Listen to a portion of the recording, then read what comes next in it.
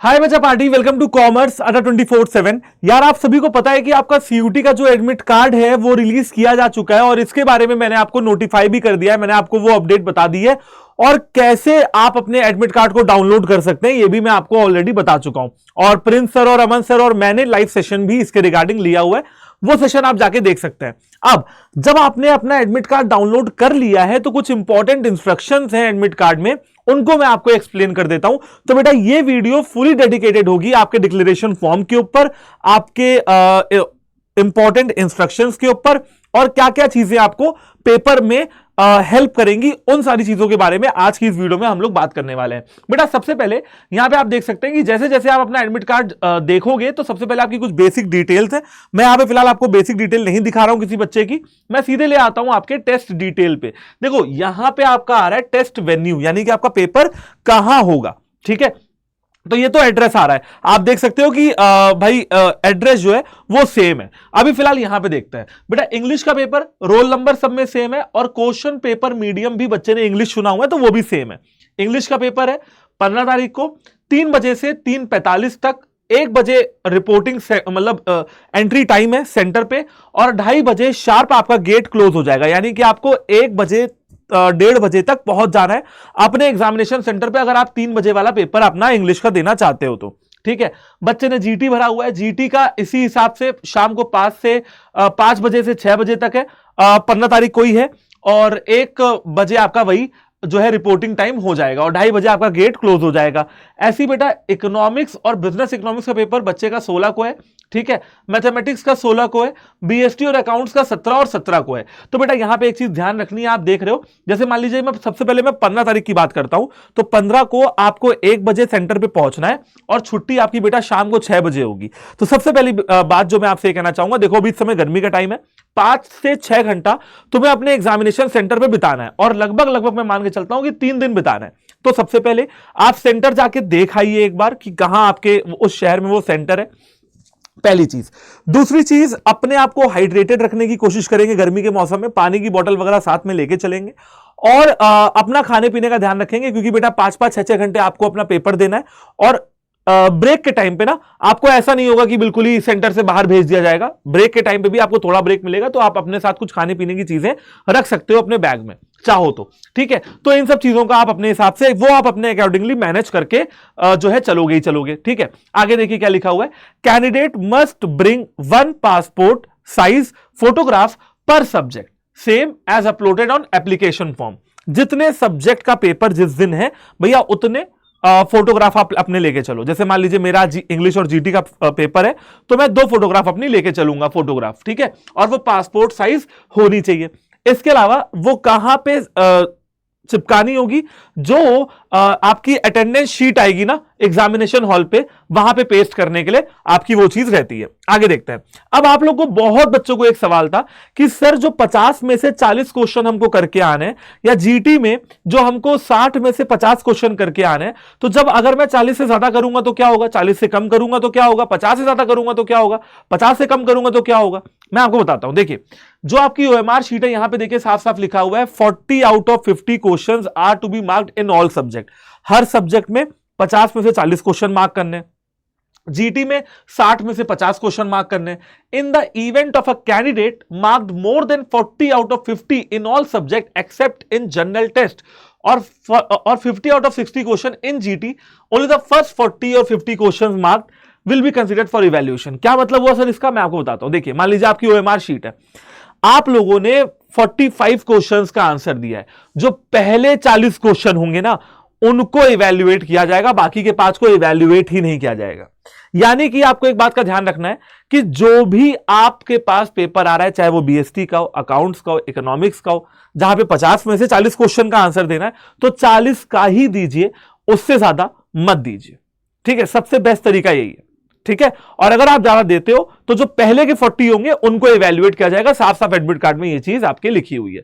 Same goes with GT, 60 question में से 50 question करने होते हैं तो वही क्वेश्चन करके आएंगे जो आपको पूरी तरीके से आते हैं, और जो नहीं आते हैं आप उन क्वेश्चन को छोड़ के आओ। ठीक है, थर्ड पॉइंट देखिए क्या लिखा हुआ है, कैंडिडेट्स अपने टेस्ट बुकलेट कोड को देख लेंगे कि ओएमआर शीट पे सेम प्रिंट है या नहीं है। फिर आते हैं सेल्फ डिक्लेरेशन फॉर्म में। आप लोगों को भैया सेल्फ डिक्लेरेशन फॉर्म में बहुत कंफ्यूजन थी, चलिए उस कंफ्यूजन को दूर कर लेते हैं। कुछ नहीं करना है आपको, सिंपल है। आई के बाद अपना नाम लिखना है, रेसिडेंट ऑफ अपना एड्रेस लिखना है, ठीक है। इसके बाद यहां पे आपका सिग्नेचर आपको डालना है। सिग्नेचर आप कहां करेंगे? अपने इन्विजिलेटर के सामने एग्जामिनेशन सेंटर पे जाके करेंगे, घर से करके नहीं ले जाएंगे, ठीक है। चलिए उसके बाद देखिए लिखा हुआ है कि during the examination no bio break will be allowed, कोई ब्रेक आपको अलाउ नहीं होगा। During the shift break candidate who has examine next shift will not be allowed to go outside the centre premises. ध्यान रखिएगा। आप लोगों में से कुछ बच्चे कह रहे थे कि सर क्या मैं ब्रेक में बाहर जा सकता हूं खाने पीने? नहीं जा सकते हैं। जो ब्रेक होगा उसमें आप सेंटर को छोड़ के बाहर नहीं जा सकते हैं। Candidates can only leave the examination centre once the examination is finished, है ना। जब आपका एग्जामिनेशन फिनिश हो जाएगा उसके बाद आप छोड़िएगा, कोई दिक्कत नहीं है, ठीक है। चलिए आगे देखते हैं। भाई इन्होंने कुछ इंपॉर्टेंट इंस्ट्रक्शंस भी यहां पे दिए हुए हैं। मैंने आपको अभी तक सेल्फ डिक्लेरेशन फॉर्म बता दिया, ओएमआर शीट के बारे में बता दिया, ठीक है। कुछ और इंपॉर्टेंट इंस्ट्रक्शन थे ब्रेक के रिगार्डिंग, वो आपको बता दिए। अब यहां पे मोर देन 15, भाई मेरे ख्याल से 20 आपके इंस्ट्रक्शंस है, तो एक एक करके इनको भी हम लोग पढ़ लेते हैं। देखिए पढ़ना बहुत जरूरी है, एक बार पढ़ लेंगे तो सारी कंफ्यूजन दूर हो जाएगी। एक बार देखते हैं। सबसे पहले अगर बेटा मैं आता हूं पॉइंट नंबर 1 पे, तो पॉइंट नंबर 1 पे मैं क्या देखता हूं कि यहां पे लिखा हुआ है the candidate must reach the centre at the time indicated against reporting time. आप सबसे पहले अपने रिपोर्टिंग टाइम पे अपने सेंटर हर दिन पहुंच जाना, ये लिखा हुआ है। दूसरा पॉइंट ये लिखा हुआ है कि सेंटर में गेट क्लोज होने के बाद किसी भी कैंडिडेट को परमिट नहीं किया जाएगा, यानी कि टाइम से रहना है, लेट नहीं करना है। किसी भी बच्चे को एग्जामिनेशन रूम या हॉल छोड़ने की इजाजत नहीं दी जाएगी पेपर के दौरान। फोर्थ पॉइंट, एग्जामिनेशन कंप्लीट होने पे आप इन्विजिलेटर के इंस्ट्रक्शंस का वेट करेंगे और अपनी सीट से तब तक नहीं उठेंगे जब तक वो अलाउ ना करे, ठीक है। आपको परमिट किया जाएगा तभी आप वहां से मूव आउट करिएगा, आप अपने एग्जामिनेशन सेंटर को तभी छोड़िएगा। यानी कि जब तक इन्विजिलेटर आपका इंस्ट्रक्शन नहीं दे रहा तब तक अपनी जगह पे बैठे रहो। सिंपल नॉर्मल डिसिप्लिन के प्रोसीजर है, ठीक है। एडमिट कार्ड में जितने भी इंस्ट्रक्शंस हैं उनको केयरफुली फॉलो करना है। इसके बाद एडमिट कार्ड में सेंटर की डिटेल्स और सेल्फ डिक्लेरेशन फॉर्म है, इंपॉर्टेंट इंस्ट्रक्शंस है, उनको आपको पढ़ के जाना है। सेंटर की डिटेल आराम से बैठ के पढ़ लीजिए। एडमिट कार्ड प्रोविजनल है, subject to satisfying the eligibility conditions as given in the information bulletin. इस पॉइंट में चिंता करने वाली बात नहीं है, आप सबने कंडीशंस फॉलो की हैं, फुलफिल की हैं, तो आप आराम से पेपर अपना दे सकते हैं। Candidate are advised to verify the location of examination venue. यही चीज मैं भी कह रहा था, एग्जामिनेशन से पहले 15 को एग्जामिनेशन है, आज 13 तारीख है, कल 14 है। आज या कल में जाके अपने एग्जामिनेशन सेंटर को एक बार देख लो, अगर दूर ना हो तो, ठीक है। अपने घर वालों के साथ चले जाओ, पापा के साथ, मम्मी के साथ, भैया के साथ चले जाओ और जाके सेंटर एक बार विजिट कर लो। इसके बाद देखिए क्या लिखा हुआ है। हाँ जी, if religion custom requires to wear specific attire please visit the centre early for thorough checking. अगर आपका कोई रिलीजन या कोई कस्टम आपको एक स्पेशल अटायर पहनने का कहता है, ठीक है, अगर आपको लगता है कि आपको कोई स्पेशल अटायर पहनना है तो इन दैट केस आप सेंटर पे थोड़ा पहले पहुंच जाए ताकि आपकी नॉर्मल चेकिंग हो पाए, ठीक है। चेकिंग यानी कि कोई चिट विट नहीं रखी है ऐसा। No candidate would be allowed to enter the examination centre without admit card, valid ID proof and proper frisking. क्या कहा जा रहा है कि बेटा प्रॉपर चेकिंग होगी आपकी, प्रॉपर एडमिट कार्ड चेक होगा, प्रॉपर एग्जामिनेशन सेंटर पे आपको पहुंचना है। एडमिट कार्ड के बिना, आईडी प्रूफ के बिना और चेकिंग के बिना आप अंदर नहीं जा सकते हैं, ठीक है।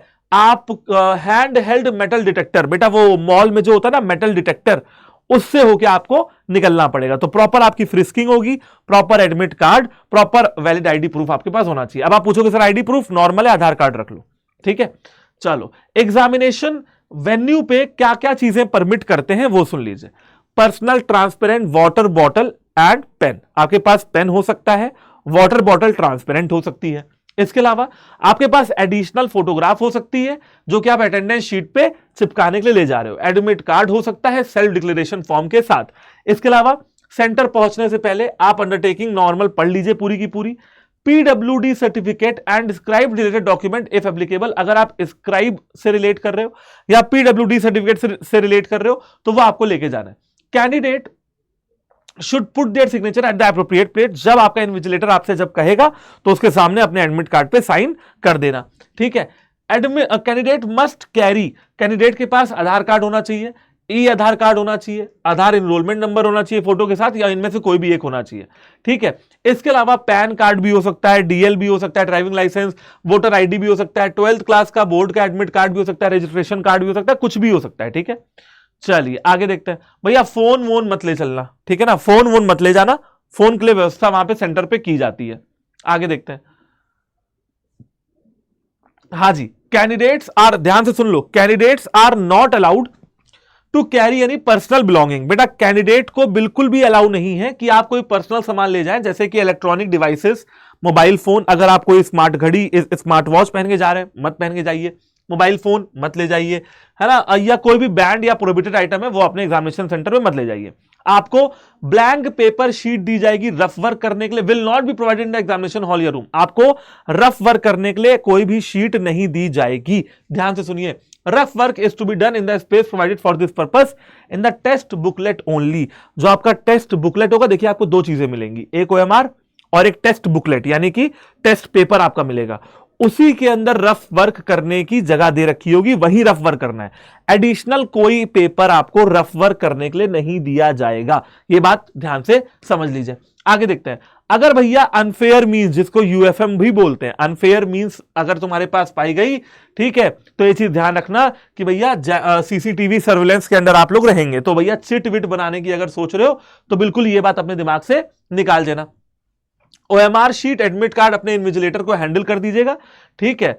और हाँ जी, आगे क्या लिखा हुआ है, कैंडिडेट्स को एडवाइस किया जा रहा है कि अनफेयर मींस का इस्तेमाल ना करें, और अनफेयर मींस पे आपको फिर स्ट्रिक्ट एक्शन भी लिया जा सकता है, ठीक है।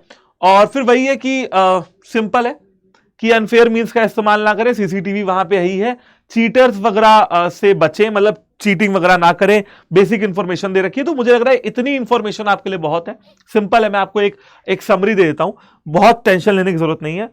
एडमिट कार्ड डाउनलोड किया, मेरी बात सुनो, एडमिट कार्ड डाउनलोड किया, सेल्फ डिक्लेरेशन फॉर्म में अपना नाम और अपना एड्रेस डाल के रख लो, सिग्नेचर वहां पे जाके कर लेना, एक आधार कार्ड रख लो, एडमिट कार्ड के 2-3 प्रिंट आउट ले लो, एक अपने बैग में, एक अपनी जेब में और अपने घर पे रख दो, ठीक है।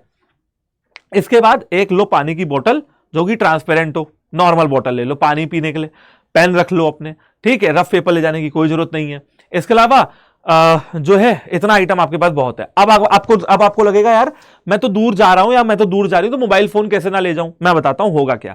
जब आप एग्जामिनेशन सेंटर जाओगे, एग्जामिनेशन सेंटर में एक बंदा माइक से अनाउंस कर रहा होगा, एक खिड़की दी होगी, ठीक है, खिड़की दी होगी, तो खिड़की पे जाके अब वो बंदे होते हैं वहां पे एग्जामिनेशन सेंटर के, एनटीए वाले व्यवस्था करते हैं, और वो आपका फोन सबमिट कर लेंगे। जैसे मान लीजिए मेरा फोन है तो 10 या 20 रुपए देते हैं और आपके फोन में पर्ची लगा के आपको दे देते हैं, और वो पर्ची आप अपने जेब में रख लो और फोन अपना वहां पे सेंटर पे जमा कर दो। जब छुट्टी होगी तो आप अपना फोन वहां से ले सकते हो, तो कोई टेंशन वाली बात नहीं है, आराम से जमा करिए, कोई खोता होता नहीं है फोन, उसमें रिस्क लेने वाली कोई ऐसी दिक्कत वाली बात नहीं है, ठीक है। बैग वैग है तो वो भी आप जमा कर सकते हो इसके लिए।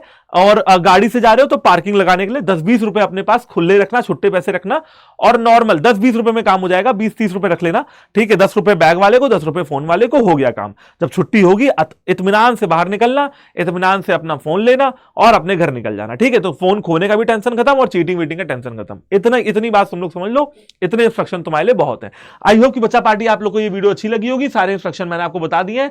और जैसा कि आप देख सकते हैं कि भैया अधिकतर जो टेस्ट वेन्यू होंगे ना वो किसी स्कूल के ही होंगे, तो स्कूल में सारी व्यवस्था होती है, सारे इन्विजिलेटर्स होते हैं, कोई दिक्कत वाली यहां पे बात नहीं है। देख सकते हो महारानी लक्ष्मीबाई कॉलेज, ठीक है, कोई कॉलेज में इनका सेंटर गया है, देख सकते हो कॉलेज में सेंटर गया है, ठीक है, इस बच्चे का, है ना। तो कॉलेज है या सीनियर सेकेंडरी स्कूल में भी सेंटर गया है, स्कूल में भी सेंटर गया और कॉलेज में भी सेंटर गया है।